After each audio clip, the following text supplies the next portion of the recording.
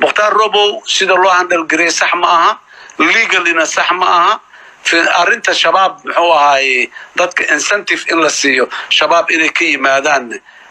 هاي صح معها مختار روبو أنا هذا كورن وان كارلي هذا نستيل وكوعلنيا he is kidnapped مختار روبو والأفضلتي someone or kidnapped عيان دي كرا for political reason not for security not for الشباب مختار دولدو اسسو ديبي دولدو way أقبشي باسبورا لسيي سفرو ديبدو آدي وصور نقية دالك وترتم معه داي لقما عيدين حتى لما هو يستاقن the day election كل إيمان هاي أو أي election كدمان تاي وقت آد وحديدا أي على سوق قبطي وعلى سوق قاضي وعلى حري إلى ما أنت وحري هاي دتكيس ما أركان دتك كلام أركان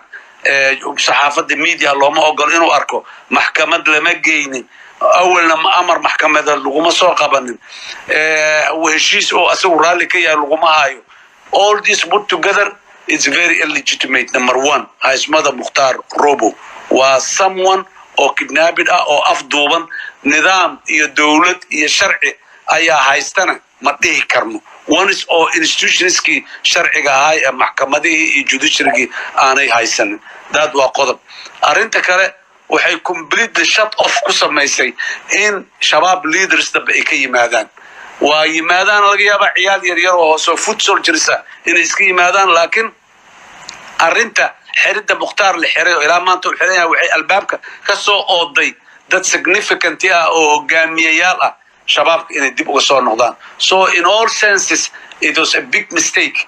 كيس كأو مختار روبو كيس كمختار مختار ده political figure أو هذا title أو الدورتي أما درجة الله مقعامة وموادن مختار إن لسود ديو مدني هاي هدي لسود ديو حقوقي سينو دعوة مدني هاي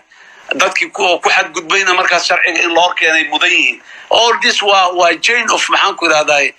events isdaba aali karo laakiin trigger say leeyin meel laga trigger garay leeyin laakiin aniga mukhtaar sabab uu igu sii xirnaa karo dawladdu ugu sii xirnaa karo ama aniga aan imaado ama qof kale ha yimaade ma garanayo